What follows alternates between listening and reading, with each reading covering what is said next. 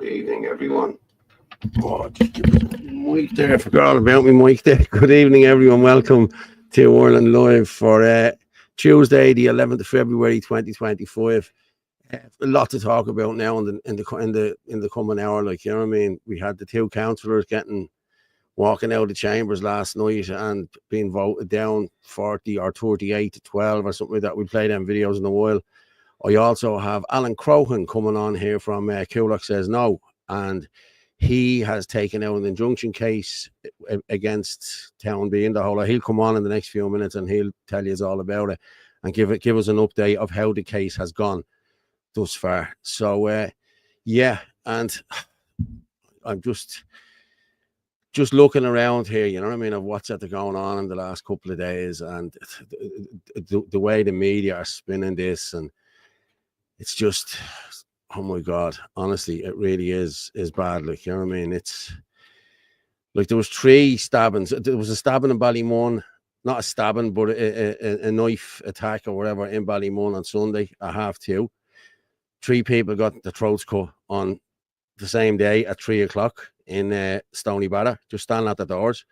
But the politicians will tell you these were random attacks. You know, people in the wrong place at the wrong time. Like, you're living there.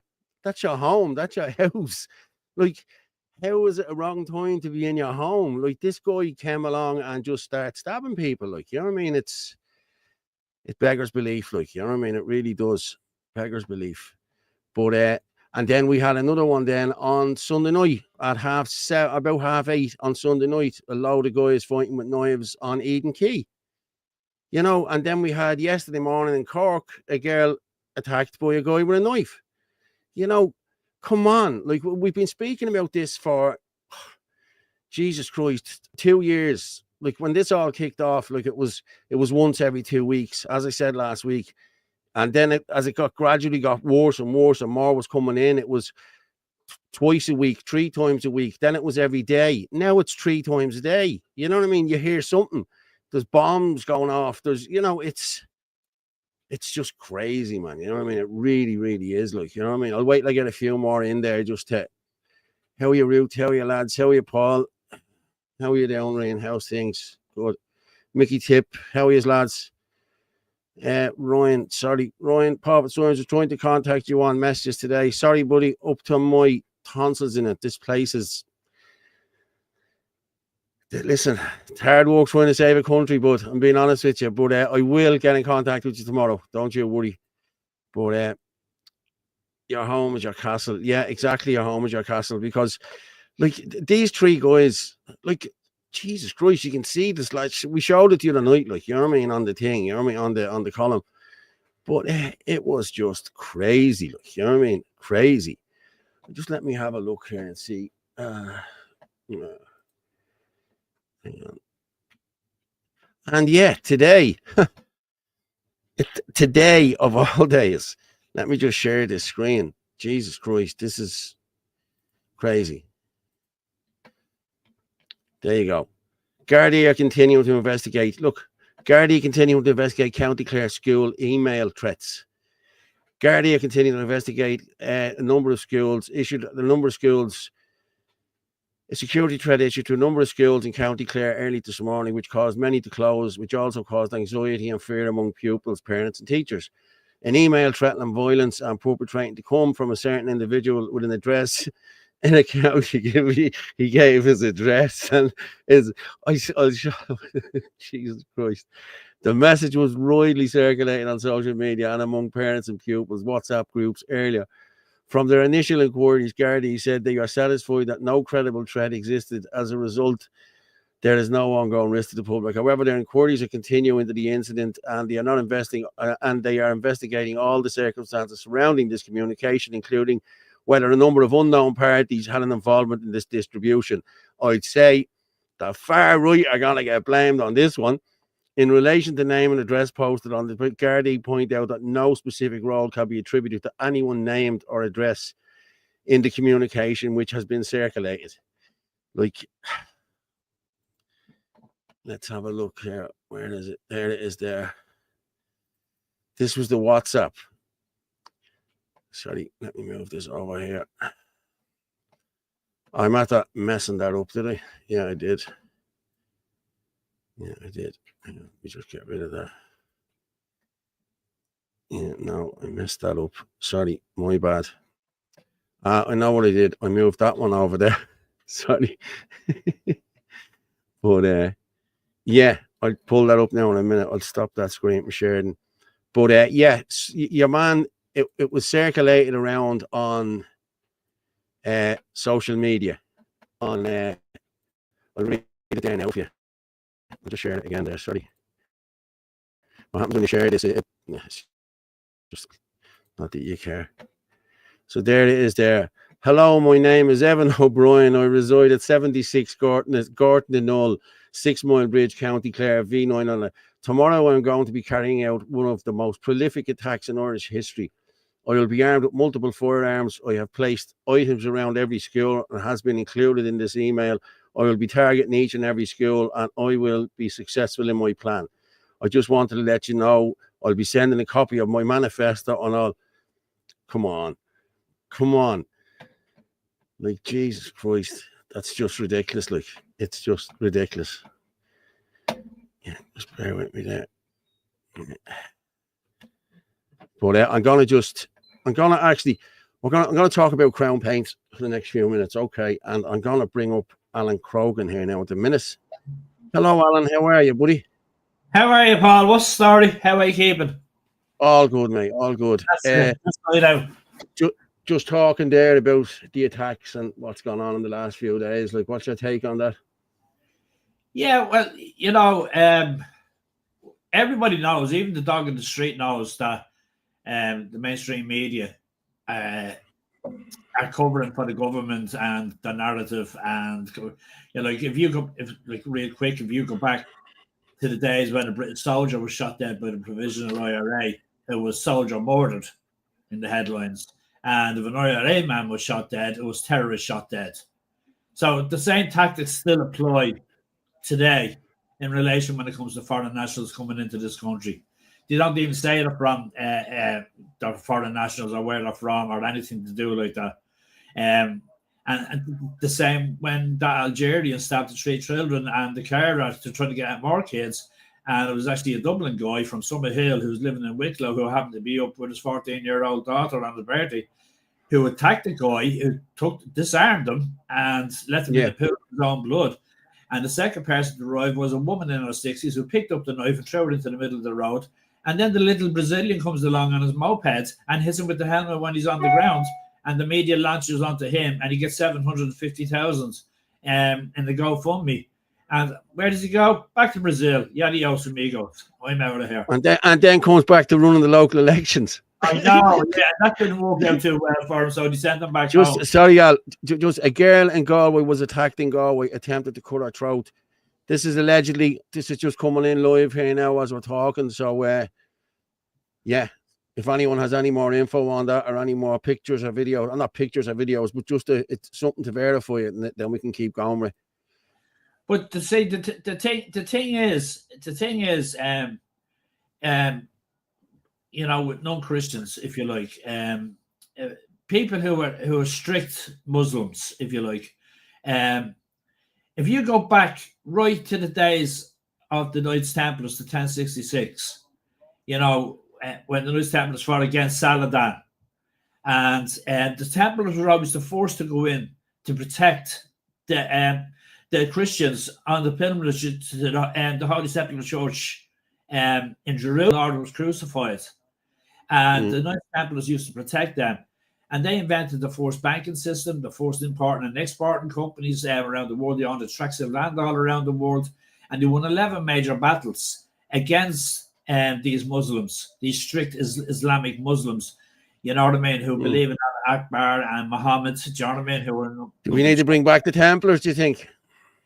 Well, I tell you, they've done a great job and they were well supported, and they were very, very wealthy. And then it was only when Prince Philip became King Philip of France and he owed them a fortune, he sent his whole army over and he slaughtered. He tortured them to admit to things that they wouldn't even dream of doing, and they were subsequently acquitted of that many years later. But they try to, it's in their DNA to hate Christians. Yeah.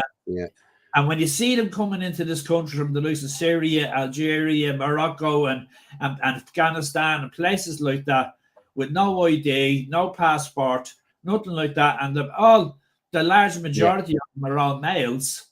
Yeah. And and where's all, like, I remember Varadkar and Zelensky saying it was only going to be Ukrainians, women and children, children under the age of 18, and men over the age of 65, and women.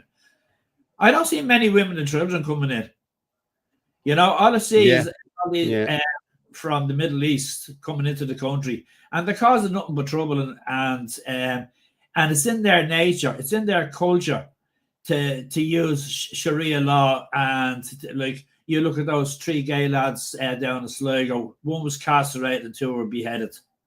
Do you know what I mean? And that went very quiet in the media as well. And so there's many things that's actually happening that the public are not even actually aware of. It's all, but they can only hide it for so long. And the police know that. Do you know what I mean? But Drew Harris, I know. Drew Harris is going to try and do as much damage as he possibly can. Well, I have a video there of Malachy I'm going to show now in a few minutes from today. Okay, but I'm just going to say what you're saying there. Kieran Martin just posted there, a push to have security guards in schools, a skilled job for the iPass residents. Think hard on that.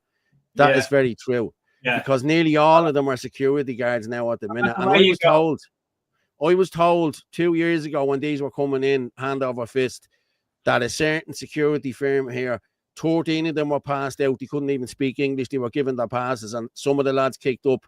So what's the story here? What are you at? And they were told to shut the fuck up. That's what we were told. If you want to keep your job, you shut your mouth. Well-known security. You know what I mean? But let's get on to Crown Paints, Alan. How did that go? Yeah, well, you see, you were up in court yesterday, weren't you? We were up in court. We were up in court yesterday. Now, this case has been going on for well over a year, and so we took the government of Ireland, Roger Gorman, Dara O'Brien, and the Garda Commissioner, Townby, Dublin City Council, Tanya Hennigan, and your man Collins. So we took them all to the High Court. And basically, our first affidavit, if I had known then what I know now, my first affidavit would have been completely different. But anyway. It's a learning curve, Alan. It's a learning curve. Absolutely. And I tell you how I only learned is that Justice Holland turned the first affidavit, and mine, like, I'm the first name plaintiff, and Amanda is the second name plaintiff, and Melissa is the third. Melissa, and then we have a group, of us that are all supportive of each other. Do you know what I mean? And I think that's amazing. Yourself included. And he made it out to be a race case, and that was quite a while back. So I wrote my own affidavit, and I got it sworn myself. And I went up and I lodged it into the central office, and I got it, and I went before Judge Humphreys. And then Judge Humphreys was the original judge on this case, wasn't he? On this case. And now he received my second affidavit and my book of exhibits, which are 56 exhibits, which is all evidence. And like one group of exhibits could be 10 pages, another one could be 50 pages. So like they plenty of light reading there for them because they have them all now. Do you know what I mean? But yes, I started researching, Paul, and I started the more I looked into it, and the more I wrote to people and experts and organizations under the FOI Act and GDPR, the more information I was getting, and the more I was learning. And then I was able to put very, very constructively and very articulately across each heading in my affidavit on the health and safety aspects of Crown Paints. Because what a lot of people don't understand is that they think, some think that it's only in the roof. There's 3 different types of asbestos in the roof. It's in the tiles, it's in the insulation, and it's in the ceiling. And also, there was asbestos mixed in with the cement, then the cement with the foundation, with the floor, with the interior walls, the exterior walls. It's even in the tiles and the grout. It's in all the offices. It's in every single fire door right throughout the whole building. So it's riddled. Not only asbestos, we have ammonia as well. And then we have a thing which is called pH, and it's the power of hydrogen. And they have a steel pipe underground, 2 meters underground, that pushes the power of hydrogen in to the site, because you can't make paint without the power of hydrogen. And has Judge Holland listened to this, or what was the outcome of yesterday? What happened? I explained it all to him. And look, how long did he let you speak for? How long did he let you speak for? I was talking to him for more than 30 minutes. Oh, wow. So you got everything out. Yeah, and I know my colleague Melissa came up when I was 10 minutes into the conversation, and he turned around and he says, Miss Kelly, go back to your seat. I'm listening to Mr. Croghan, what he has to say. When I mentioned then, I threw a curveball that they weren't expecting. I says, Your Honour, it says it hasn't the Planning and Development Exemption Act, the bill of 2023 by Darragh O'Brien, that light industrial building, and it has every other possible building you could ever imagine thrown in there. Churches, still a whole lot, schools, still up. I says, but there's one building missing. And he says, what's that? I says, a heavy industrial building. I says, a light industrial building is 100,000 square feet or less. A heavy industrial building is 100,000 square feet or more. Now, I contacted Civils, I says, and QRE.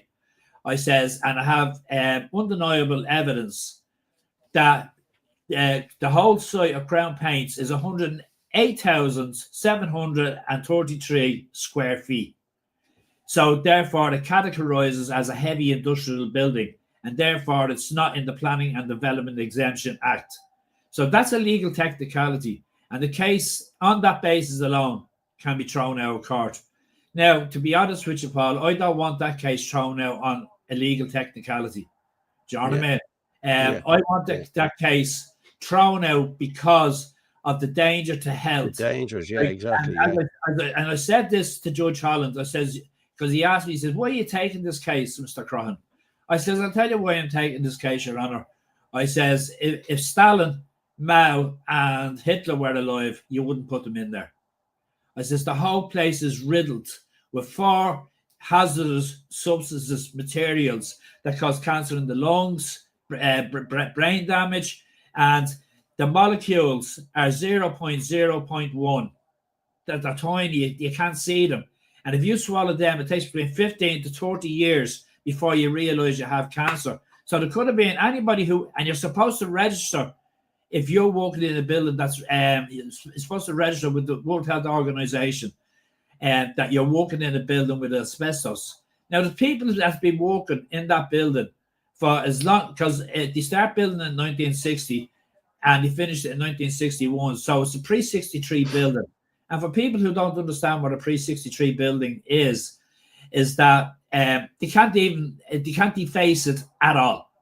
They can't even put a window into the external walls. Do you know what I mean? Okay, so and then what did he and what was the ruling for yesterday? Like, what did he come back with? Did he listen to everything you say and what remanded it? Melissa is fighting some other piece of legislation, which I don't think really has much to do with. It has nothing to do with my affidavit. My affidavit is solely like a separate case. Yeah, and Judge Holland understands that, and he gets that. And he asked me, he says, do you have all the evidence to support it? So I says, I have it right there in my bag. I can take it out and show it to you now, Your Honour. Yeah. And he says, no, he says, listen, he says, we'll get back to this. He says, and I'm going to put the case back till the 24th of February. Of this month. Yeah, so he's going to deal with Melissa and whatever problems she has in relation to her affidavit, which he wasn't too happy about because he accused her of copy and pasting from legal documentation and not writing it up herself and all that. But let's be honest. Like, everyone copies and pastes. You know what I mean? A lot of people copy and paste. You know what I mean? You know, like, and when I put my affidavit together, I have to be honest too. I didn't copy and paste jack shit. It's Did you on not? my own, it's on my own work. You know, Yeah, like yeah, yeah. I am a wordsmith, you know what I mean? I worked as a journalist for 8 years. And So you're back up on the 24th. And was there 24th. anything, did he give any stipulations or anything was said or? No, he just says to Melissa that she has to put a notice of motion in relation to Article 160 of. She had 3 different articles that she was questioning, and she's right in what she's doing, because he shouldn't have struck out the Article 160. Do you know what I mean? Yeah, And fair play. Yeah. I read up on it. You know, And did he say anything that it can Town B can't go in there now, can they, or whatever? Oh, he made an order that Townby cannot go into Crown Paints for the next 2 weeks. He can't touch the place until basically my affidavit is dealt with. You know, and now that he knows, because he did say it, he says, I was not aware, he says, that asbestos and all the other substances are right throughout the whole building. He said, I just thought one part of the roof. And he says, so there's a stay on it. He says, so there's a stay on it now. There's a stay on it for 2 weeks, is it? From the 10th yesterday. So Monday week, they can't do nothing till Monday week. But they can't do anything in any way, because there's people down there protesting, and fair play to them people. They're all standing down there. Well done, everyone. You know, I want to give a shout out there to every single individual that's down there at Crown Paints, because we do need a presence down there.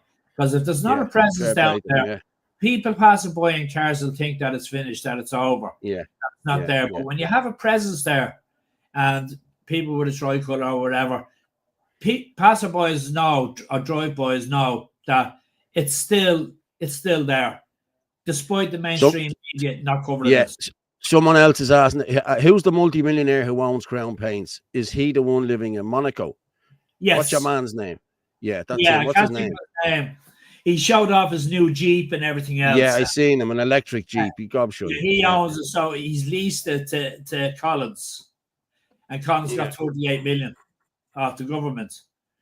But the thing is that if we win this case, Paul, they're going to have to bring in experts that deal with asbestos, and they have to be brought in from England, the UK, and the whole place is going to have to be air sealed, airtight.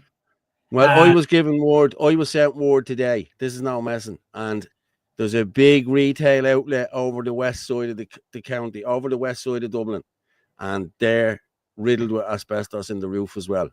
So I'll be exposing that now in the next week or two, I'd say. But it's a big retail outlet. I think like number one, Collins is going to have to pay the bill, because I expect that not a permanent injunction to be put on it, but I expect it to make an order for it to be demolished, because it's currently, there's 2 things: it cannot be touched mechanically, and the more it deteriorates, the more asbestos it releases. He wanted to see the plans for the roof, didn't he? I think I heard that was said yesterday. Before they went to Dublin City Council, the drawings of how they were going to do this, and then he wanted to see the drawings then that they sent into Dublin City Council, because apparently there's a discrepancy between the two. Happy days. So they'd be all being caught out. But Town B have already been caught out telling lies, haven't they? Oh, yeah. Forging themselves, and Dublin City Council. And because Judge Holland made it known that it couldn't, Crown Paints couldn't be exempted under the 20F. And Dublin City Council says, no, we're going to use Section 5. And then I got a copy of the agreement of how they were exempted, and it was exempted under 20F. So they lied to the judge. Yeah. And he's not aware. I'll tell you what we'll do. We'll move off this for a minute, but seeing as though you're talking about Dublin City Council, we're going to go straight into this one here with Malachy and Gavin last night, in light of all the stabbings and the attacks Sunday and Monday. The 2 of them asked in the chamber, to talk about this and to get whatever. and they were shot down. I'm just going to play this one. This was from last night. This was in the chamber. You And see this them was laughing. a democratic council meeting. Yes, no more exactly. democratic than anything in Russia or China. Yeah, yeah. I'm going to just play it there. That there were 12 votes for and 46 votes against that topical issue, so it won't be carried for debate. Thanks, Ryan. So we will proceed. I think it's disgraceful that members of this chamber have voted. Please, the chair, Councillor Steenson. Thank you. Please respect the chair, Councillor Steenson. You don't have the microphone. Respect the chair, please, Councillor Steenson.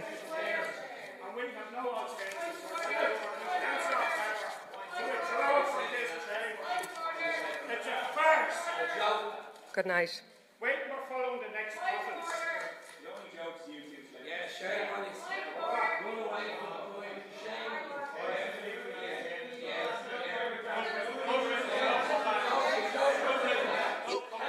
Close the door behind you, thank you.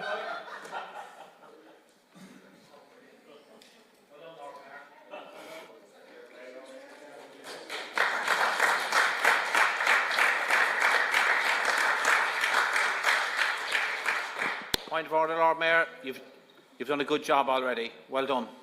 Thank you, Councillor Doolan. Thank you to everybody Point for their of- support, point and we will of proceed information. with normal A business. point of information. Now, that's disgraceful. Disgraceful. And they're all giving her a round of applause for throwing somebody out who wanted to discuss a very, Yes. very contentious and issue. I just Well, can't there get she is over there. There she is there. That's the Dublin's Lord Mayor, Emma Blaine. Posted about LGBT plus activists but ignored mass stabbings. Congratulations to ablest Irish feminist and LGBT plus activists on receiving the Legion d'Honneur from Ambassador Celine Palace. The award recognises her commitment to human rights and social justice. Look at the colour of her hair. You don't have to be a genius, you know what I mean? The Purple Hair Brigade, you know what I mean? She thinks she's a But model. so what happened was Malachy came outside Look on her with face. Gavin. You Oh, can see yeah, the look on her yeah, face. yeah. You can see the look on her face where she was saying, close the door behind you. In other words, like, F off. We're not interested in what you have to say. Yeah. For Exactly. cutting people's throats. Yeah, I know. But then Malachy and Gavin came outside. Now, this is about 5 minutes long. It's about 4.5 minutes long. I've heard it. I'm going to run and make myself a cup of tea while it's on. But have a listen to this. This is what they talk about. This is Malachy tells you everything. So does Gavin. How are you folks? Councillor Gavin Pepper here, and I'm here with Councillor Malachy Stinson. This evening I brought a topical issue to the council. Now, for a topical issue to be discussed, it needs the consent of the majority of the councillors present. The motion was quite simple. Debate the current crime crisis, particularly in light of the near murder of 3 or 4 people in the last couple of days. The vote was 46-12. 46 councillors claiming to represent the people of Dublin have refused to even debate the crime crisis in this country or in this city. That speaks for itself. They are so afraid of the truth getting out there to people. And people should just look at the crime in this country for the past week alone. We had a guy from Switzerland who's before the courts charged with murdering his father. With 2 Ukrainians who pleaded guilty to possession, I think, for £157 million worth of cocaine. We had 14 million of cocaine found down the country by the Gardaí. We had a woman stabbed in Cork today. We had the people stabbed in Ockram Street at the weekend. We had a man in Clonsilla died after being knocked to the ground with a single punch. This list goes on and on.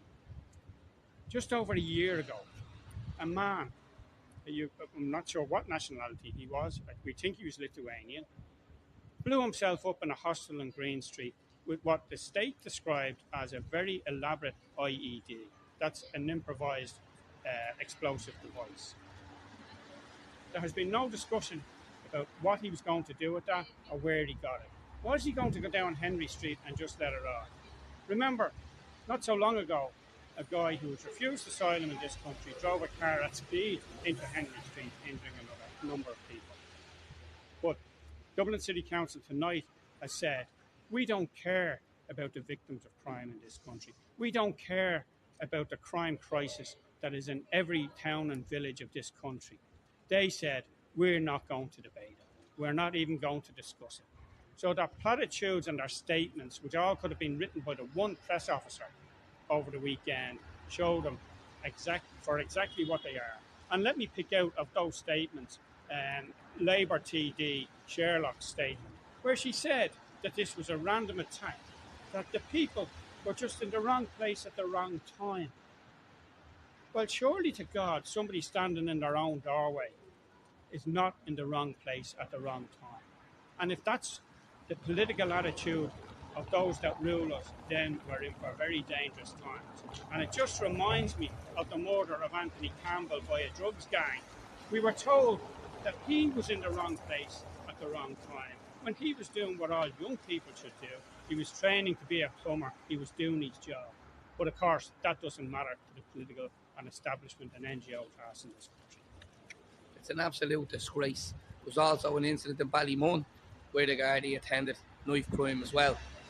All we wanted to do was have a debate in the crime crisis that's going on in this country. As I said, Jim O'Callaghan, Minister for Justice, admitted that Interpol are actively investigating a possible terrorist attack that could happen on the St. Patrick's Day parade. The fact is, when we asked for this, they refused it.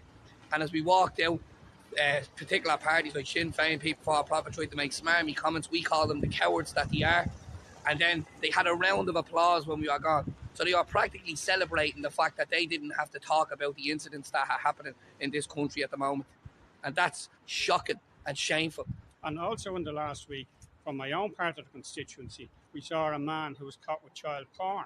Again, escaped with no jail time. We saw, thankfully, a man apprehended by a group of concerned parents in the Phoenix Park as he prepared to rape a 14-year-old girl. And they had evidence that he was already grooming a 12-year-old. Now, let me be very clear. That man is very lucky that he was apprehended by those particular people and is in the, I believe, in the custody of the Garda at this stage. Because there are many fathers and grandfathers out there who would not deal with that so easily. Shocking. Look, it's shocking. The suspended sentences for the paedophiles and the people with child abuse images on their phones, laptops, and they don't want to talk about it. They'd rather bury their heads in the sands. But we call them out tonight for what they are. Cowards. It's ridiculous, isn't it? That says it all. Yeah. Yeah, says it all. Like, fair play to the lads. Like, they're the only two. And I have to say, Patrick Quinlan's the same out here. Somebody posted there, Patrick as well, put up a... Patrick tried to put a motion through a few weeks ago there to find out how many foreigners were actually on the housing lists. And they shot him down and told him he was racist. And he was outnumbered. Now, I think there was a couple of ones were for it.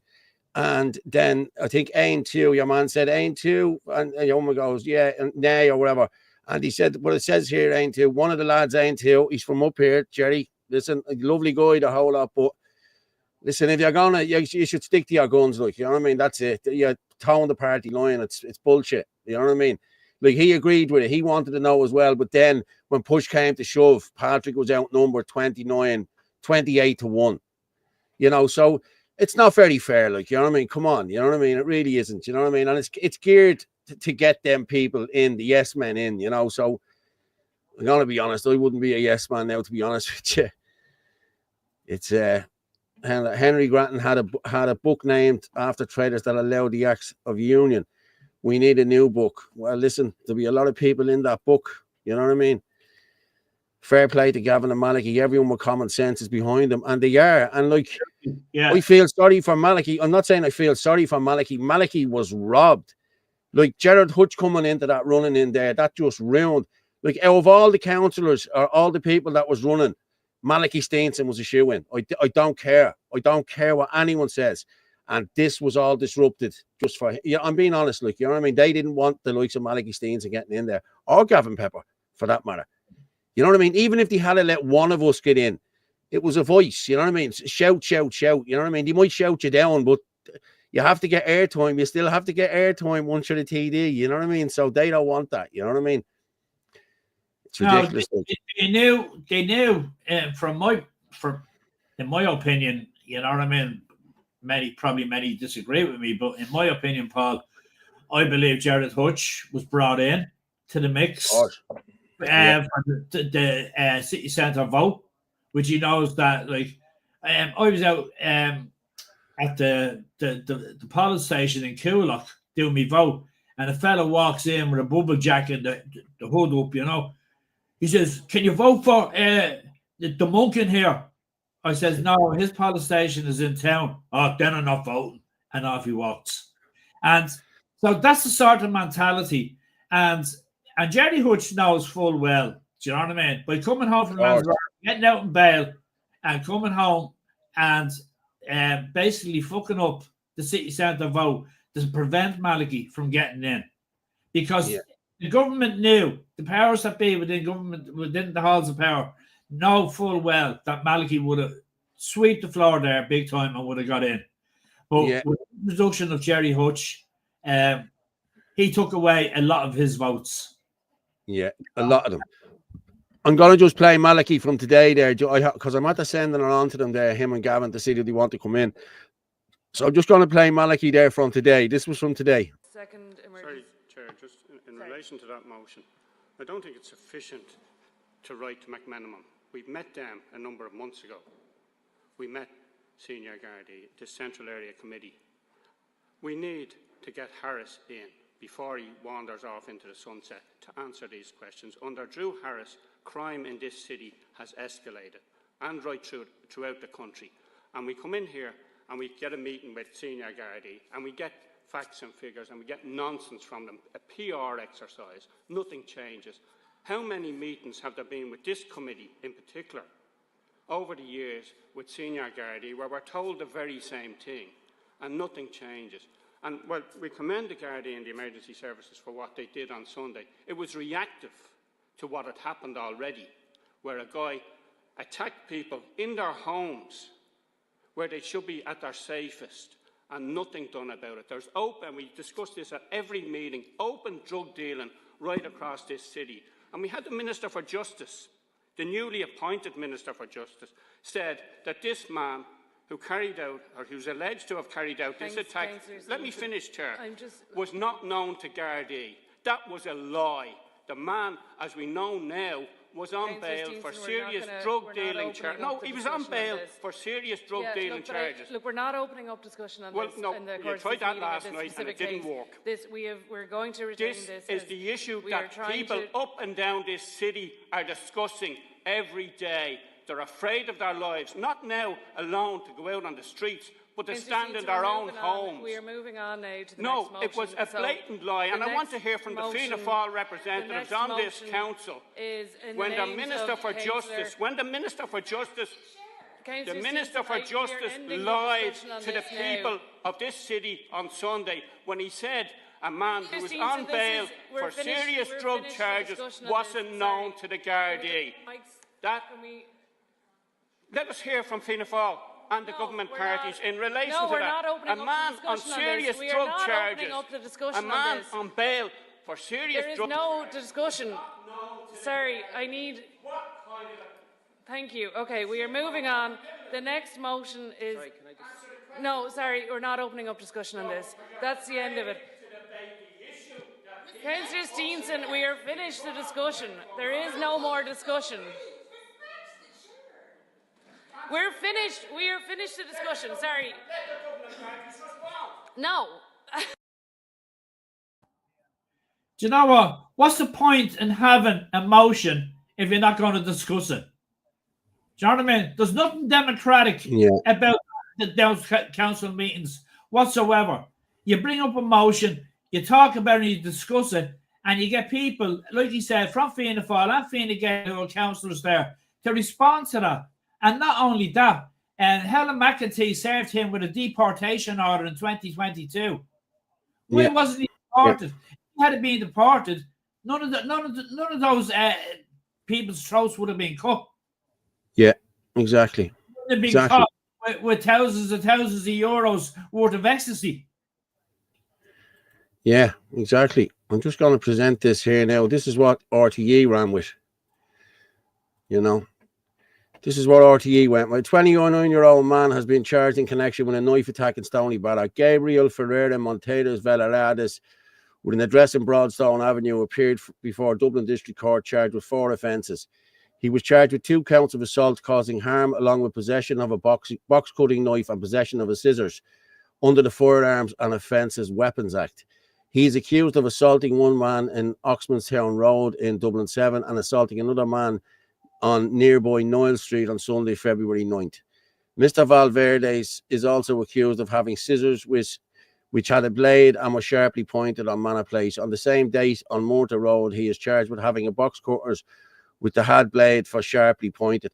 Like, okay, he's charged. Okay, right. He was charged with 2 counts of assault.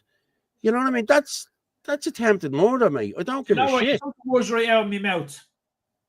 Like you cut someone's throat, man. That's attempted murder. That's premeditated, mate. Yeah, that's the worst place you can actually cut somebody. On the same date on Mortar Road, he is charged with having a box cutter knife which had a blade or was sharply pointed. Who gives a shit about them charges? There should be three attempted murder charging. Yeah. End of. Yeah. But of course, these won't say this. This is RTE again. They just boil my blood, like, you know what I mean? It's ridiculous, like, you know what I mean? And there's me, a penknife. I'm still getting dragged through the courts over epoxy penknife. A year on. Yeah. A year on. You know, come on, like, you know what I mean? But you'll hear no more about this fella now after this. Watch, it'll be like your man that stabbed the kids and stabbed that girl in Parnell Square. Riyad Boubacar. In relation to that Algerian with the children, they actually held a court hearing without him for him. Yeah, and it wasn't in the legal diary. Yeah. It's just fair dues to Malachy for sticking to his guns, and fair play to Malachy. I have to say, he's, you know what I mean. Like, Malachy's been out screaming and shouting this, and he hasn't stopped. He's relentless. You know what I mean? He keeps going on about it. You know what I mean? But we've all been doing it for the past 2 years, and we've all been tarnished. We've all been, you know, listen, you know what I mean? We've all been lashed over. We've all been said we're far right, we're this, we're that. But people just need to get up off their arse and come out and show a bit of solidarity. This is coming to your door. Come on. You know what I mean? You know, and I think this rubbish, it's well played out, being called far right and Nazis or whatever. Like, if you don't agree with the government's agenda, you're far right.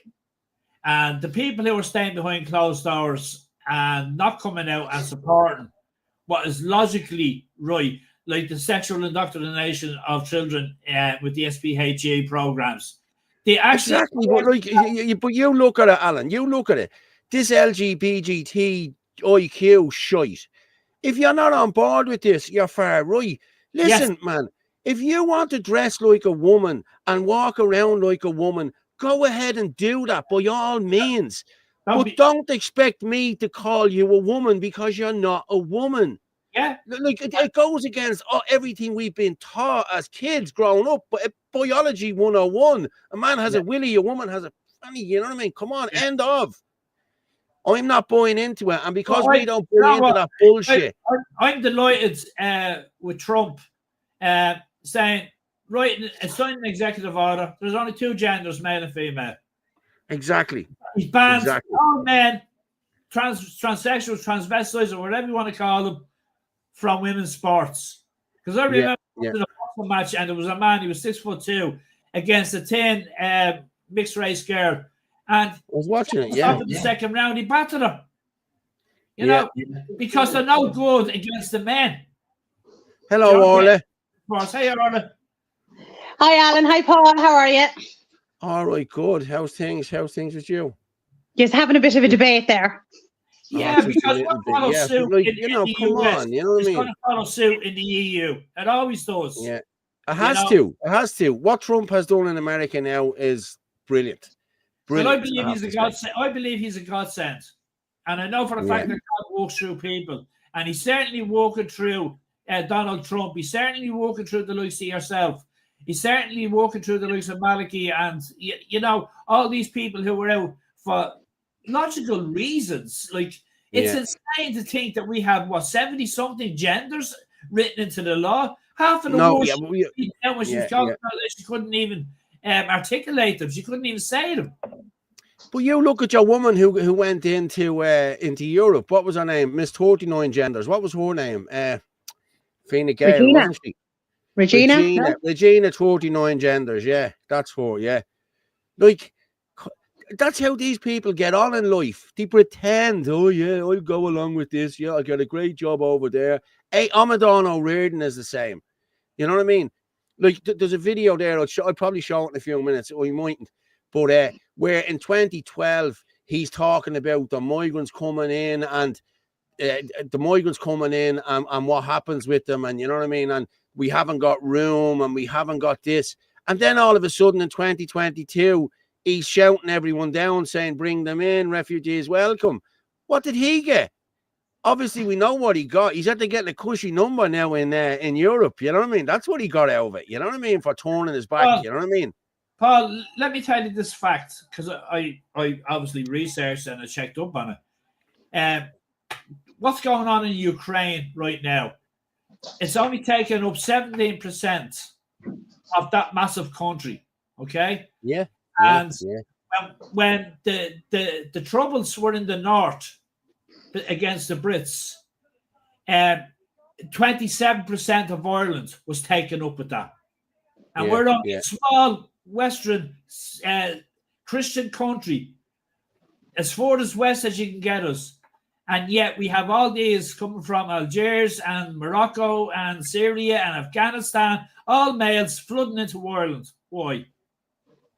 There's only 4.5 million of us. Do you know what I mean? Yeah. And during the height of the troubles, there was 27% of Ireland affected. You look at Ukraine, it's only 17% affected, and the size of that country in comparison to Ireland. Yeah, but this is it, Alan. Like it's like a bomb going off up in Belfast. So we're not going to hear it. We're miles away, man. You know what I mean? But I think it's even further. Kiev is even further away than that.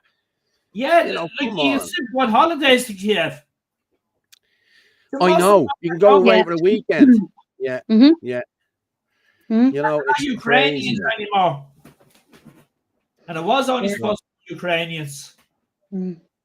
Yeah, but I see there's comments coming in there. Like that was some crack what that TD said, you know, about that man that was stabbed. Wrong place, wrong time. Yes, like standing in your own doorway. Like the ridiculous nonsense that they're coming out with. And they think people are going to fall for that. And like this from a TD. Yeah, I know. I don't know. There she is there. But in the back of my head, I'm thinking that he wants some sort of an insurrection to happen, that he wants some sort of a revolution to happen. So that the likes of NATO or the European Union police to calm the situation and then to be still there, and they want to get rid of a neutrality. And then when you look at the Taoiseach, you know, Pino Head Harris, who thought we had 18 COVIDs before COVID-19 and told the people of Ireland we had nothing to worry about. And then we have Micheál Martin, who thinks he won't entertain the backward idea of having a sovereign state. And they're running their country. And there's no way should Trump invite them over on St. Patrick's Day because we're the only country in the world that's invited to the United States of America. You don't see the English being invited for St. George's Day. Do you know what I mean? It's just Ireland and Ireland only in every country around the world. And no politician under the inverted commas politicians under the roof of Leinster House should be allowed over there. I was listening to Suzanne Delaney. I don't know the girl, I've never met her. But I'll tell you one thing, she knows her onions. She knows what she's talking about. And I think if anybody and plus the fact that Elon Musk, she's in touch with him. I'd love her to turn around and explain the situation and send her over with a bowl of shamrock. Yeah. Send me over. I'll go over. I have a new suit and all ready. I'll go over, no problem. Big bowl of shamrock for Trump. So if you send it over, I'll go over. Yeah. I think that would be ideal for that. Do you know what I mean? Yeah. Not for the Irish inquiry or anything like that, but just to explain exactly what is happening in this country is exactly the same thing that's happening, not only in the States, but all across Europe and the UK. Yeah. But let's see if they get the invite, because, I mean, Trump mightn't be happy we've been called a gowl. Well, now you have it. Yeah, he didn't invite them to the inauguration. And I sent it over. Wasn't somebody saying the other day, I can't remember where I seen, I think it was an X or something, and somebody said normally by now they have their invitation and it hasn't arrived yet.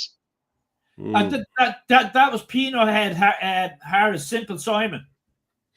I said that. No, somebody else said it. I can't remember who it was, but somebody else said anyway, the invitation hasn't arrived yet. And normally, they don't have it. But someone just posted there. Someone just posted there. Trump is not the savior. Where are all the Palestinians going to go when they're all kicked out of what's left of their country? Does Trump care? No. Well, Trump is after organising with the United Arab Emirates and he was speaking to the King of Jordan today, and he says the program that's coming up very shortly in relation to the United Arab Emirates, he says we're all going to be very happy with. And what he means is that the Palestinians are going to move out of Palestine, out of the Gaza Strip, while it's rebuilt, and then they'll be able to come, because nobody can live there while it's being rebuilt, and then they're going to be sent back to. Yeah, but when they go back. Well, if there's peace there, and and they release the hostages, and America wants to get involved, but it's the Arabs. It's an Arab problem there, so they're going to have to spend their money to rebuild the Gaza. Do you know what I mean? Yeah, I know, but look, there's none of them take them in. Let's be honest. Like, Egypt has a bigger border than Israel. Like, you know what I mean? Like, nobody wants them. Why does nobody want them?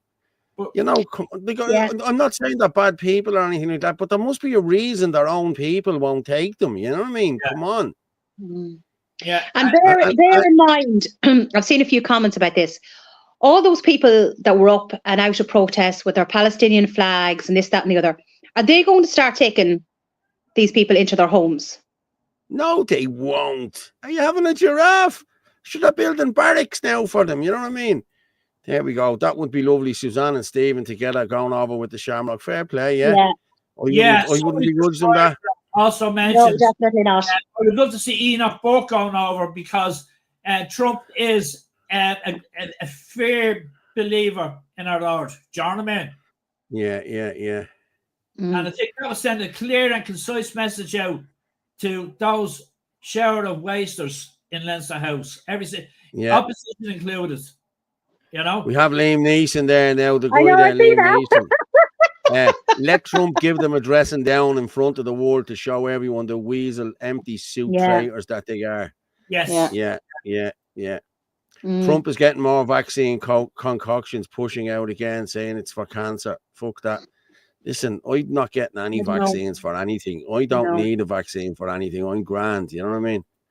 Sure, RFK Jr. is totally against these vaccines. So I know. I don't understand that. Yeah.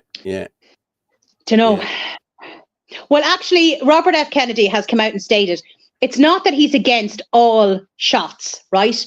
It's that he wants to make sure that what is on the market is safe and that there is proper informed consent. Yeah. And in relation to there is your difference, you know what I mean? And he wants to make sure all the damage and that people are held accountable for the damage that's been done through the convict shot, shall we say? Yeah, absolutely, and he's right.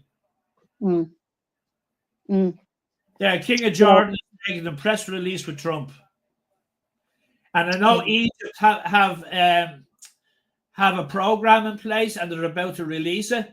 And Trump said I know what it is. He says, and I think a lot of people are going to be very happy with it. So, yeah, we'll wait. Look, he's only in the door. So let's see what happens. All we can do is just wait, and let's just hope that he stands his ground over stuff. Do you know what I mean? But I will be watching what he's doing with the shots and, Robert F. Kennedy, because, he's fantastic in calling out, pesticides and, poisoning in foods and chemicals and all that sort of stuff. Like, he's absolutely brilliant. He does fantastic work. So, so I really hope that Trump, stands by him. Oh, I think he will. I think Trump has picked a team like that I've never seen the likes of in my life. Do you know what I mean? Look at that woman Tulsi, who's in charge of intelligence. Like, she was in the army and everything, very well educated. Every common spit of official secrets acts and everything else and all that goes with it. And then he has Elon. Like, come on, and he's just going to look at the books and point out where billions can be saved. He's already saved like 200 billion. And Biden got 6 billion back because they're subscribing to companies, massive amount of money, and that's money laundering. But you just look at USAID, look at the money that they're finding. Jesus Christ, man. Absolutely. And it's all coming in here as well. It's coming in here too. Like, I'm just going to say about Ryan just rang me there, my friend Ryan Corcoran, fair play to me, rang me there to fill me in and send me on a thing about Martin Conway resigning. We all heard about that one. He was found on all fours. Oh, yes. Howling at the moon. Yeah, I'm just going to throw it up there. Bear with me there for a sec. I have it there. I'm going to just throw it up. And thanks to Ryan for that, for getting me to do that. I'm just going to move you over here, Orla. You can't really see it. Senator Martin Conway resigns from Fine Gael after being arrested when found drunk on all fours on Dublin's O'Connell Street. Fine Gael Senator Martin Conway has resigned from the party after he was arrested in 30 estate in O'Connell Street last month. It comes just days after his re-election to the Shannon. Oh, wouldn't you be sick? In a statement this morning, Mr. Conway said he was arrested in the early hours of Tuesday, the 22nd of January, for being in an intoxicated state due to the consumption of sleeping tablets and alcohol on O'Connell Street. I was detained at Store Street Station, subsequently released without charge a number of hours later. He said this information was not disclosed to the Fine Gael party and he understands that disciplinary process will now commence. I would like to apologise unreservedly for this to my family, colleagues, supporters and my nominating body, Vision Ireland. I let them down, he said. I would like to apologise to the members of Garda Síochána. But poor Al Martin, what? Poor Al Martin. This is the same Martin Conway. This is the same Martin Conway who was in pictures with Peter Tatchell. Peter Tatchell is an LGBTIQ activist who wants to lower. He's a pedophile sympathizer. Yes, he wants to lower the age of consent. Yes, yes. Oh God, I didn't know that. Was that the picture where they're standing behind him? Yeah. That's the one. Yeah. I'm not going to pull it up there, but yeah, he's been in pictures with Peter Tatchell, and he wants to lower the age of consent to 9. Roderick O'Gorman's mate as well. O'Gorman was in loads of pictures with him there a couple of years ago. Their houses and taking their computers. Well, hey, listen, that's exactly what they need to be doing. You know what I mean? Yeah. Paddy Blue, apparently, the world problems seem to be placed on our shoulders in Ireland. Yeah, it's true. Yeah. Martin Conway going to be the next president. Watch. Hey, listen, anyone can be president of this country. We can see what we have already. Like, you know what I mean? We've all heard the stories about our president, like from years ago, I'm not going to say anymore. Like, anyone who knows, you know what I mean? So, being president is nothing. What do you think about the new jet that they want to buy? It's going to cost 58 million euros to buy. And he says that it'd be much harder and more expensive to get a second-hand one. And also, TDs would civil servants would be able to get much more work done on a private jet. than they would in flying as a normal passenger. Well, Alan, all I can say to that is they get a hell of a lot more work done if they actually stayed in Ireland and went to the Dáil. Yes. Instead of off on permanent holidays and giving themselves pay rises. Or the That's how you get work WEF done. heading out to Davos and all that shit. Someone's a 58 million new jet. Yeah. Dan O'Hagan just posted that Reform in the UK are rocketing in the latest polls and overtaking the Conservatives and Labour. Big chances in Europe is coming. The German elections are a big moment for European nationalism. That's true. It's true. Yeah. It is true. Yeah. Because what's the name of them? The AFD, isn't it? Yes. Like they are having some marches over there, and the people of Germany are sick of it. Like, people don't see the videos unless you're one of us or you're in our circles. You're not allowed to see these. You know what I mean? Yeah. The algorithm stops all the normies from seeing these things. Like there's hundreds of thousands of people out on the street in Germany every other night protesting the illegal immigration into the country, and that's a fact. Like, let the fact checkers check all they want, but that is a known fact. Yeah. You know, what's this one here? Where are the real Irishmen gone? A lot of Irishmen nowadays think more of their eyebrows than their Irish people. That's the huge problem we have. It's all talk, no action. I'm so embarrassed. Fair play to you, Andy. I'm embarrassed for them as well. I really am. Yeah. You know what I mean? We're out here, our faces above the parapet here. You know what I mean? We're the ones on the front line here, you know, trying to get everyone out. But it's up to you people. The people need to come out themselves. Yes. Because it's coming to your door. I don't care. It's coming to your door. And that's only when they come out. It's when it does hit their doorstep. Yeah, yeah. What's this? Played Crimea committed to holding a referendum. What? When you look at the Asylum and Migrant Pact that was signed, that actually done away with what was in the second Lisbon Treaty that we had a referendum on for the opt-out clause. So it ruled the opt-out clause insignificant by signing into the Asylum and Migration Agreement. So there should have been a referendum held on that for the simple reason being that the opt-out agreement was they had to have a referendum on that. Do you know what I mean? Yeah. So they disregarded that and signed the Asylum and Migration Pact and done away with the opt-out agreement. Like, what sort of individuals are running this country?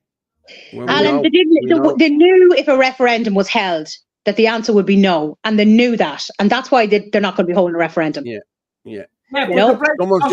Someone's at the putting in there. Someone's at the putting in there. As far back as 2015, the red flag for Europe should have been the mass rape in Berlin on New Year's Eve by the Muslims on German women. Do you remember that? I remember that.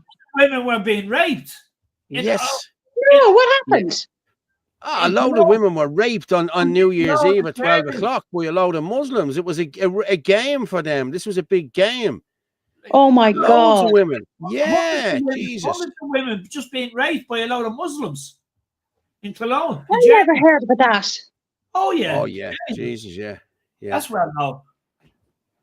Here's Aaron accept a small island. Those were the days when we didn't know what was going on. Yeah. Conway involved in innuendo with a female from Fine Gael. It was death with and apparently questions about 10K. Harris was on it. Harris was in on it. This is to get rid of him. He was involved. Yeah, I read that as well, that he's supposed to be involved with some board. Yeah. Yeah, and that was just a lame excuse being drunk in his early to get rid of him. No, I don't know whether Aid is being smart there. Yeah, crowds of hundreds of them. It's hundreds. It's 100,000, by the way, Aid. It's not hundreds of them. It's 100,000. Yeah. Chris Bourne reacted to his speech at the protest for Rodrigo Gorman, said he was pressured by the far right. Yeah. Did you see the civil servant took a 12-year break? Yeah. Oh, fuck's sake, Orla, only hearing it now. For fuck's sake, Orla, only hearing it now. I never heard. I swear to God, those were the days where I was living in peace and bliss when I realised what was coming down the road. Yeah, I know. It's crazy. Did anyone watch the video earlier on? It was gas in relation to, what do you call it, the Social Democrats. No. Did you watch it? With your man, is it Cian O'Callaghan? Yeah. The leader. And he was going on about that fella that was suspended, Owen. And oh my Owen, God, yeah, it was yeah. absolutely ridiculous. He kept saying, right, you should try pull it up, Paul. It's on their page. He pretty much said that he was indefinitely suspended, but yet but kind of saying that he can come back at any stage because he's not expelled from the party.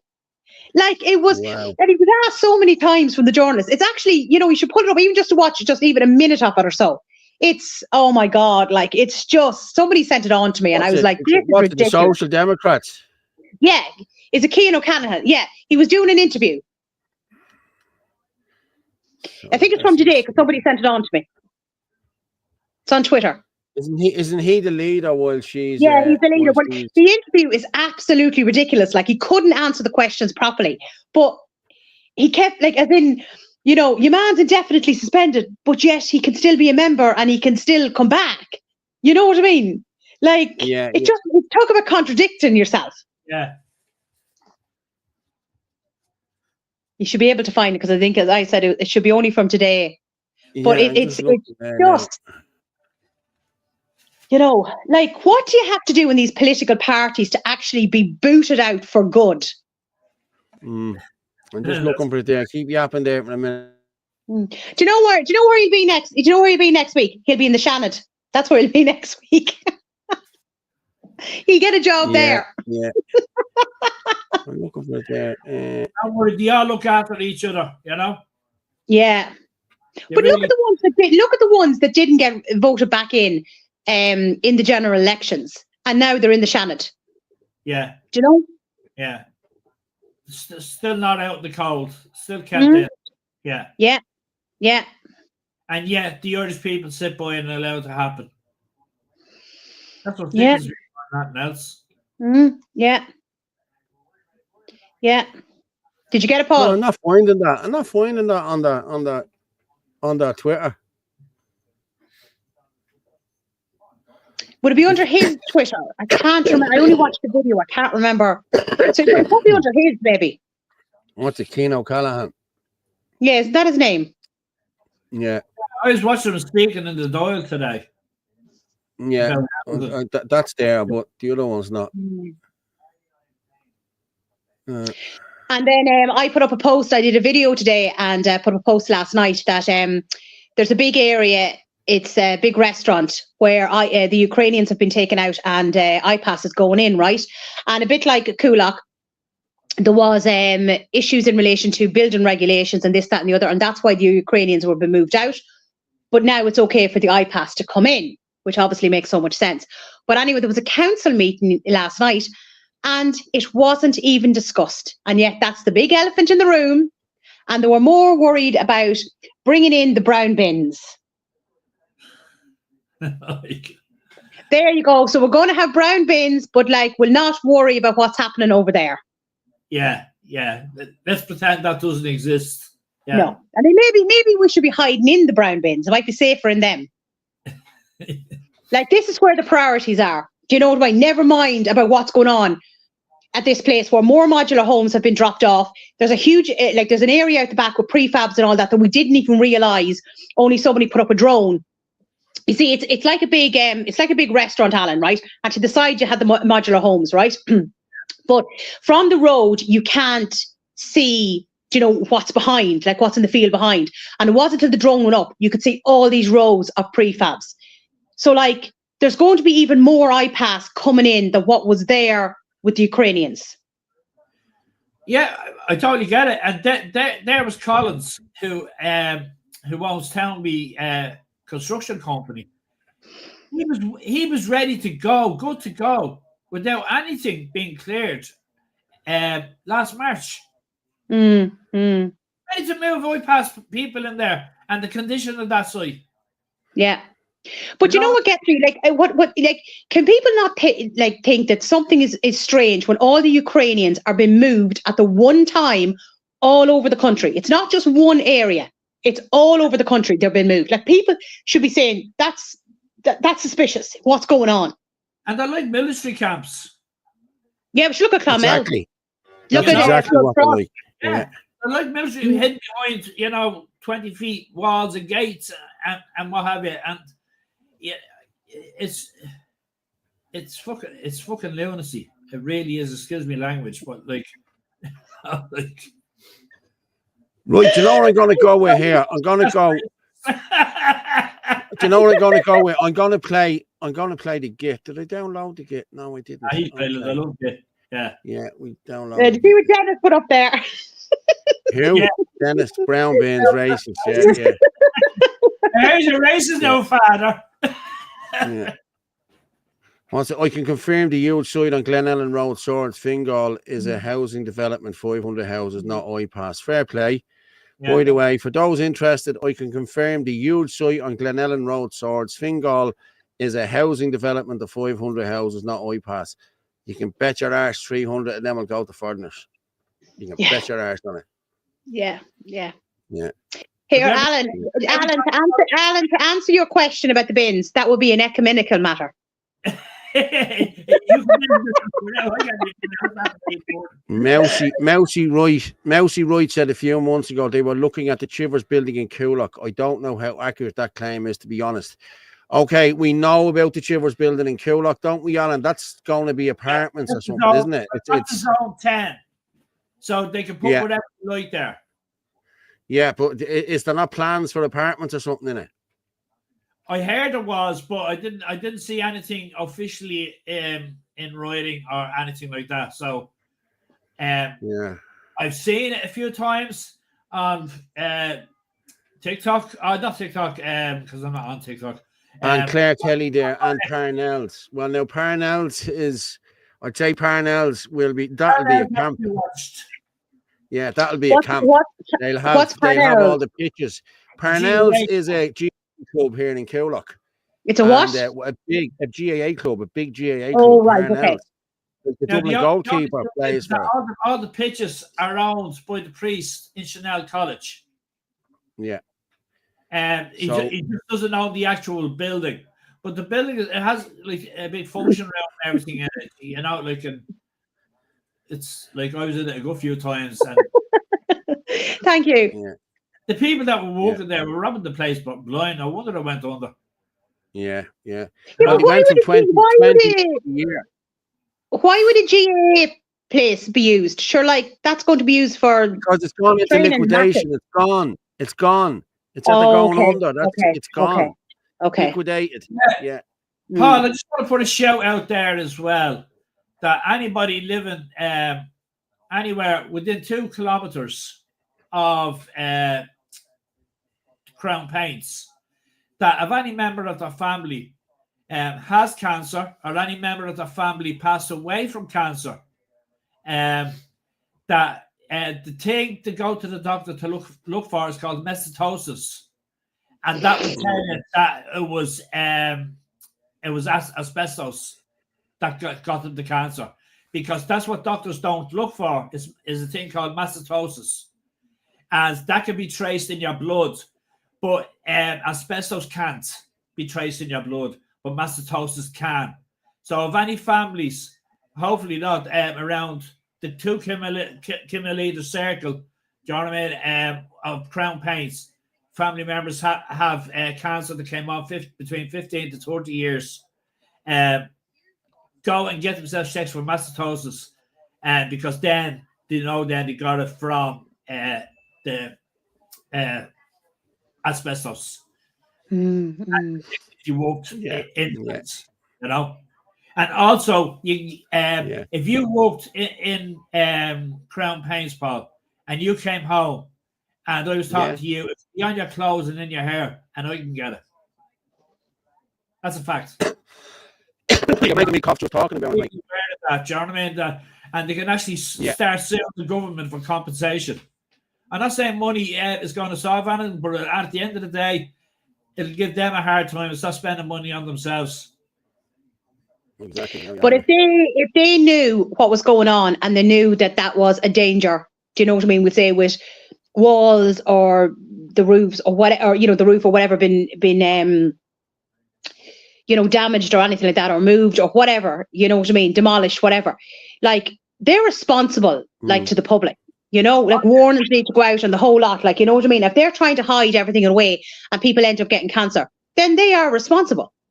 Like I have the EU directive, and I have it as an exhibit in the High Court, and it says that 0.01% of asbestos can cause cancer.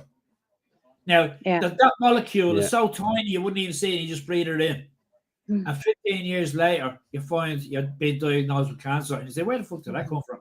Do you know what I mean? But we had this discussion the last time you were on, Alan. I asked you, I said, like, if a wall is demolished and all those particles go up into the air, how far do they travel? Like, do they travel a few feet? Do they travel half a mile down the road? How far do they travel? I actually researched that and I found it out.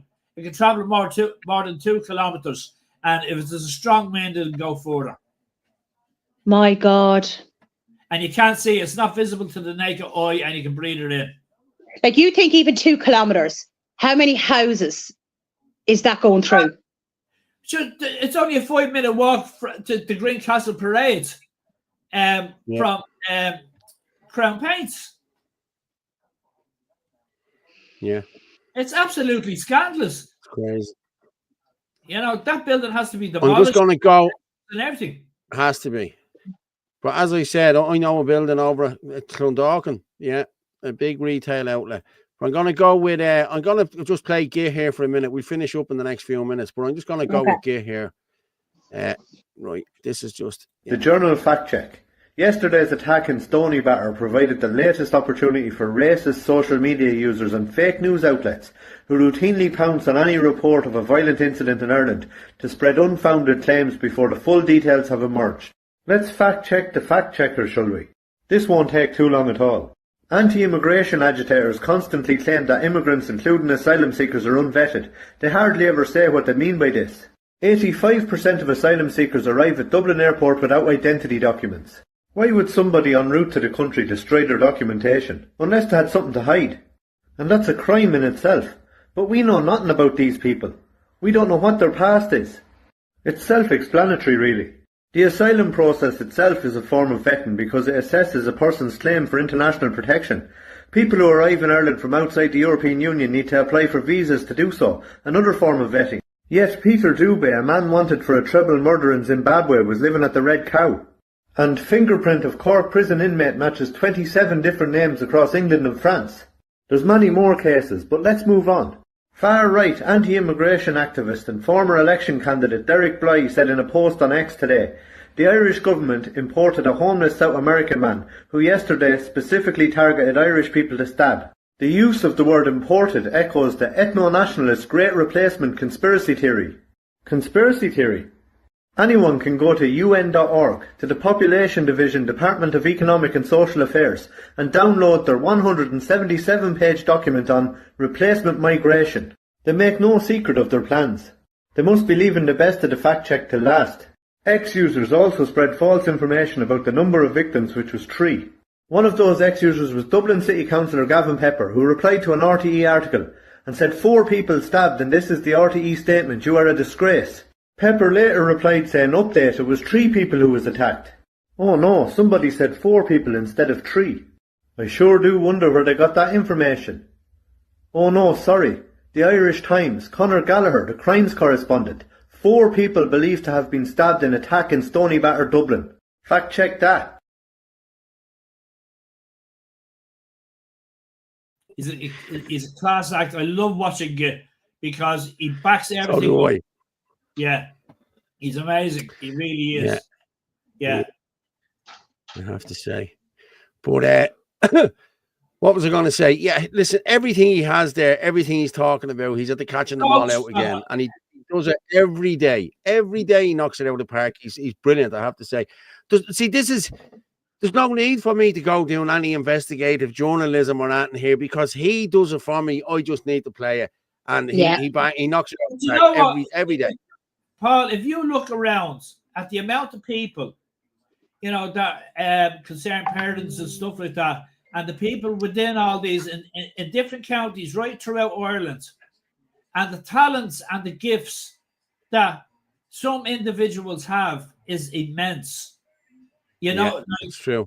They see things from a different perspective. They can see things that I wouldn't see. I see things that somebody else wouldn't see. Paul, see things that, and yourself, or like, there's so many really good people that, you know, when we all get together and put our minds together, like, it's true. I believe there's nothing we can do. You know, there's nothing we can't do. Yeah. I'm the same. But I'm just looking for a thing. I've another video to go. We'll go with that in a few minutes now. But it's ridiculous. Like, you know what I mean? I actually have Anthony. I'm going to just play this video. It's only 40 seconds long, but it's Anthony, and I only found it today, and it sounds very good. So let's have a listen. It's an absolute disgrace what's happened in this country. Yeah, well, we'd see what happened in that regard. But I will launch a viable opposition party for the people, and I will work with others to keep our community safe and self-sufficient. I vow here and now to dedicate my life to stopping the corruption in this country, restoring democracy, halting the human trafficking scam, and putting a stop to the destruction of Irish culture and safety of our own women and children on their own soil.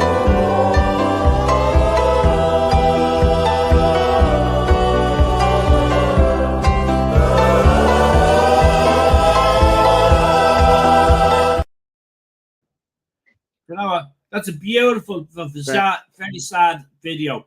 But that's very good. I must share that tomorrow, actually. I didn't get a chance today. It really hits home, you know? It really does. Yeah. Pretty well put together. And we will be starting a new political party in the very near future. Watch this space. We will be talking to people, and we'll be reaching out, and people reach out to us. You reach out to us and come in here, and we'll. But again, this party will have a strict vetting policy and everything else. That we know Joe Soap's getting in just for the sake of getting in. This will be a proper structured party with proper structured policies. And we're not just an immigration party. We won't be an immigration party. We will tackle everything head on. Everything. In all the little areas. All the issues, all the small issues. Potholes, helping people out. We'll be doing that. You know, so So people fair play to everyone. I'm not going into any party unless we're sorting out the brown bins. Yeah, well, the brown. Listen, that's racist. Yeah. Racist, Alan, that's an ecumenical matter. But I'm just at the running social welfare. If somebody, you know, a single parent or whatever goes to the social welfare, they withhold information and they don't tell you what you're entitled to. Do you know what I mean? Yeah. I found out a number of things that I was actually entitled to because I'm on disability. And I was told that on the QT by one or two decent people within the Department of Social and Family Affairs who pulled me aside and says, listen, this, that, and the other. Even a guy in the revenue, you know, because there's a small few of them that are decent, but the vast majority of them are trained. Tell them nothing. Give them no help. Don't tell them their entitlements. Leave it up to them to figure it out themselves. Yeah, we're at the hitting 900 there, folks. Fair play to everyone. Paul, I can't find the video because I got so many messages today to go through, but I found I just sent it on to you on WhatsApp. I just took it from the journal. Yeah, I just threw that up there, people. Anyone wants to buy us a coffee to keep this shit going, go ahead and do so, please. Actually, thank you very much. Or a Bulmers. I'll take a Bulmers. Or a Bulmers, yeah. Hold on, let's send this down. Yeah. That particular privilege has been taken away from me due to my liver transplants. Yeah. Comments there. Explain why Ireland should reunite.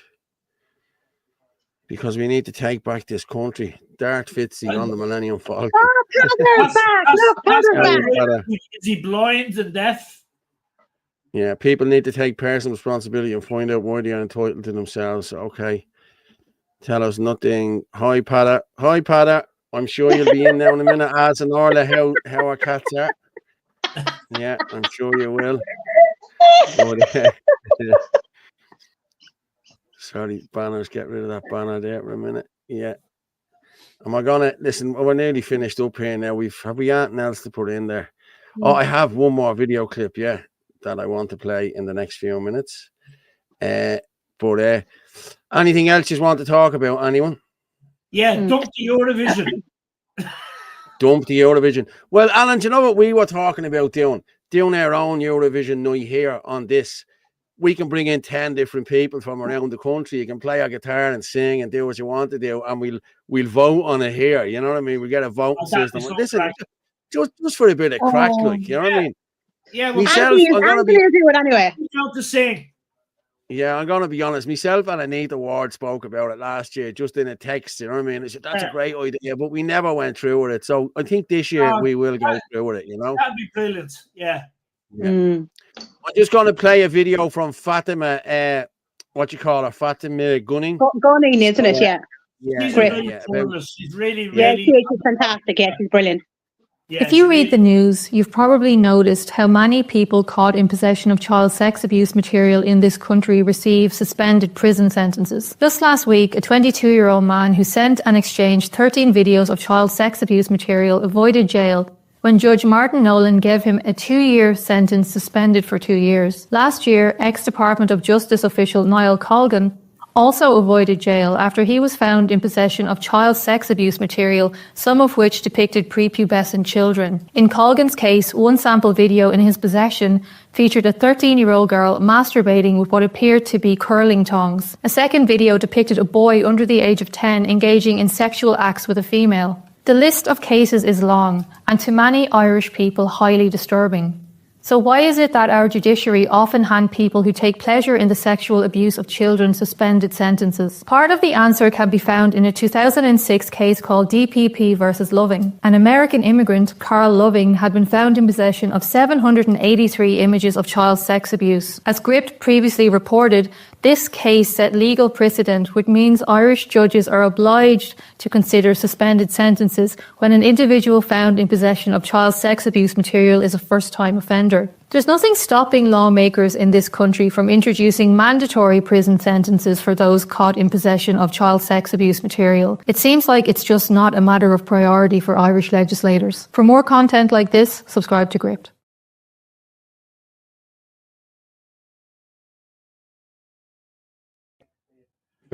Mandatory sentence should be life imprisonment, never to get out again. Well, I'll tell you one thing. Not even life. Investigators. Yeah. You know, banging out suspended sentences like confetti, you know what I mean, to child molesters. And I think anybody in possession of child abuse material are child molesters. Yeah, they are. Exactly. You know, that's where the mindset is at, you know. And you'll always notice that it's the very, very wealthy people also around the world who can't have what they're legally entitled to. So they go to the black market and like Epstein and P. Diddy and these lists, and they don't want them to come. They know Trump is released. God, Alan, that's a conspiracy theory, is it not?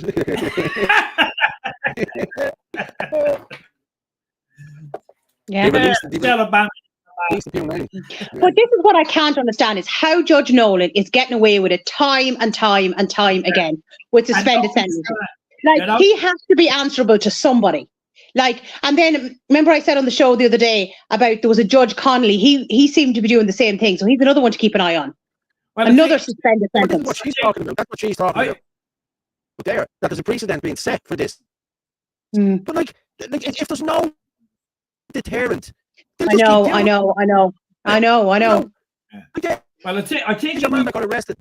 Paul, I think if he was alive today, and I actually had the pleasure of meeting him 2 social occasions, is the late Lord Chief Justice of the Supreme Court, Adrian Hardiman.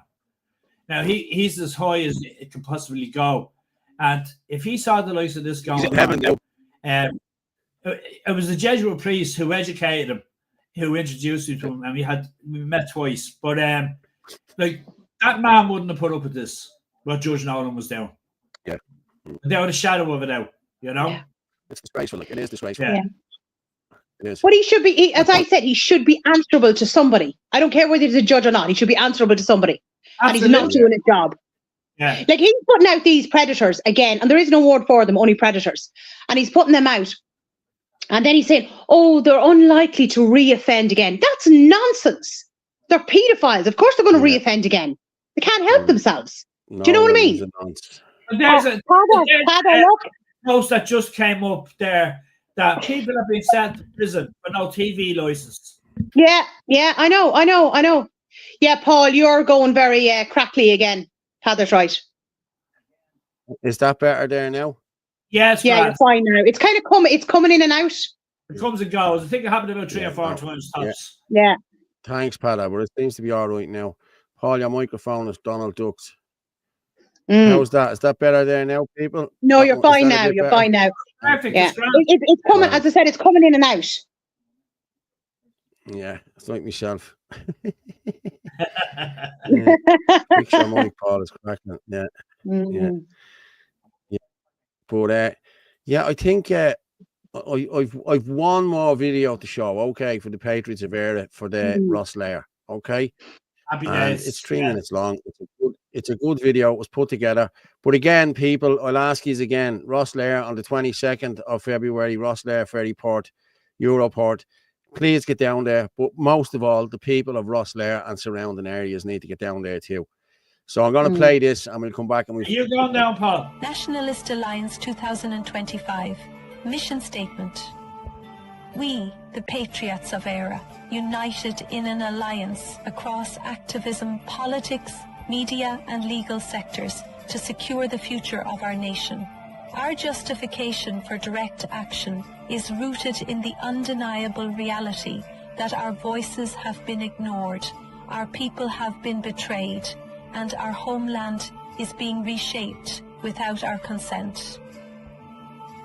Traditional protests have served their purpose, but have not achieved lasting change.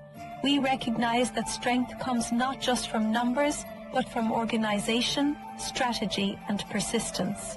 We will no longer rely on a system designed to silence us. Instead, we will engage in well-coordinated, planned, unified, impactful actions that demand accountability and awaken the Irish people to the urgent need for national sovereignty, self-determination, and a solution to the problems we face as a nation.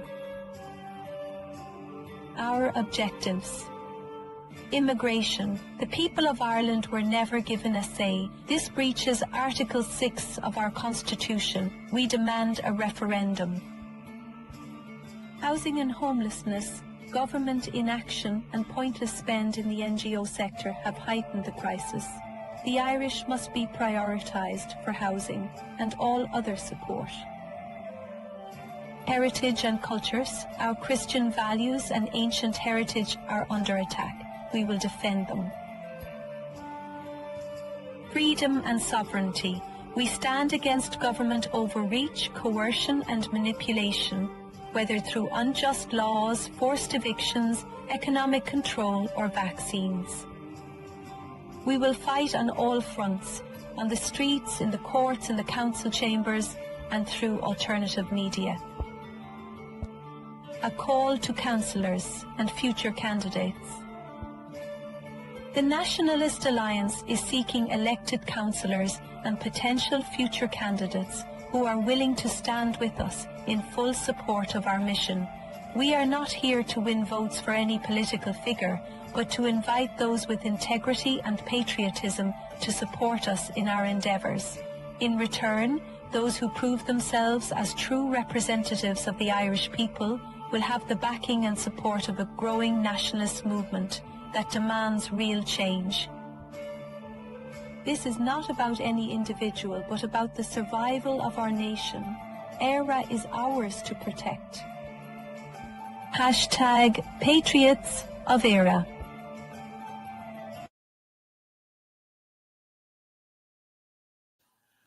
Paul, will you send us that, will you? I will. I'll send it on to you now in a few minutes. Thanks a million, Paul. But, that's very good. You're going down on Saturday. I will be going down, the 22nd. Yeah, I'm going down. Yeah. There's a lot of us going down, so. Definitely going down. If we can come a lift down to Ross Lair, I'll be there. Pada, no problem, Pada. Listen, if we can get you a lift, we'll try and get you a lift, Pada. Contact me. You know what I mean? On Twitter or wherever, and we'll touch base. Yeah. Getting home to Ireland is becoming ever more difficult and unsafe when in Ireland. It's true. Yeah. Remember that in Belfast, both Irish and Unionists marched together last year in Belfast about migrants.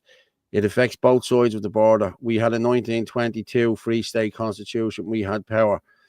Well, yeah, a lot of people weren't happy with what happened up there last year. So, I agree with the second letter, the second paragraph of the statement, not with the first paragraph. You know? Yeah. I'm the same. Yeah. Can you imagine Micheál Martin in uniform? Yeah. A bleeding gimp uniform with a golf ball in his mouth. Well, actually, a striped one might be okay on him. Yeah. And a ball and chain attached to him as well. Some good looking people in that video. It's true. I saw myself 3 times in it. So yeah, it is, yeah. I was walking with you, Alan. Yeah, I think me and Alan. That was the day in town. Me and Alan walked. Yeah. Yeah. Anyone following the case, the girl knocked down by a guard in Donegal last year. I think that's Rebecca Brown. I don't know. There's all this pussy. Go on, the pussy. Yeah. Kieran, did you see the video? We missed him. Yeah. I was last home in October 20 and felt really unsafe. Michael John Dennis. Michael, I'm going to be honest with you. Stay where you are because Dublin, Ireland is turning into a kip. And until we get it sorted out, I'd stay where you are, you know? Only Wales, it's own government, yeah. But Jesus, Padder, you and you. I'm joking. Yeah. This is Angel. Look, that's Angel there. Angel. Is that what we're calling it today? Yeah, it's Angel. She's I call her, she's beautiful but deadly. Like most women. Yeah, exactly. Now you have it. But listen, fair play to everyone. Thank you very much for coming on tonight, Alan. And it was a pleasure, Paul. Yeah. It was a very good night.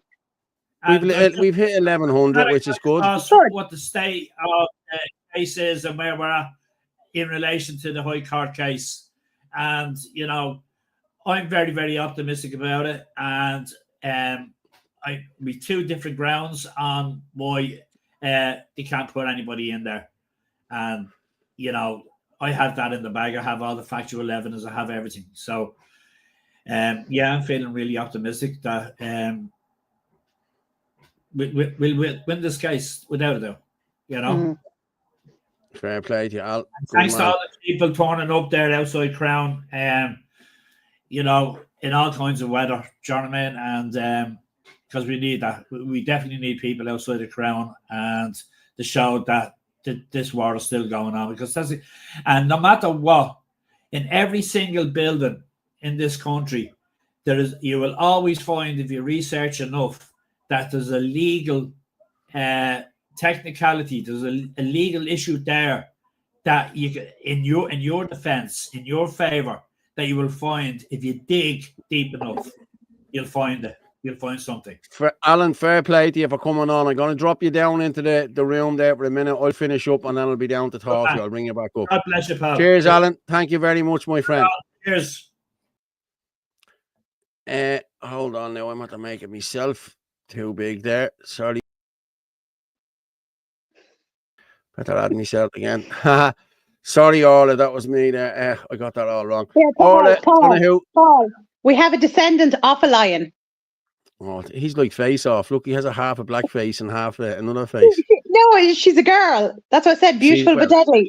She's a he. It doesn't really. It's cat. No, cat. She's a female. She's a she, and she's a little bitch.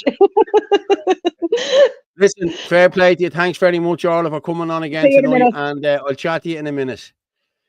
Well, people, that's the end of the show again. I'm just going to see. Have I got a great show? Thanks, Paul. Thanks very much, Aaron. Fair play to you, mate. Everyone, please go online, sign the Yes Cornwall petition. Yeah, please. Here comes the truth. Let the lion roar. Good man, Father. Alan, I hope you're right, because I think we're all screwed. Alan, yeah, I hope we are right as well. He is. I think Alan is right, because he has them by the short and curlies here. You know what I mean? Catch up. Oh no, Sullivan. Keep rubbish. There's always one. Trans car. I love the car. Thanks, lads. Thanks, lads. Great show. Thank you very much, everyone who tuned in tonight. As I say, every time I'm here at the end, the truth is like a lion. You don't have to defend it. You just let it loose and it will defend itself. Good night and God bless.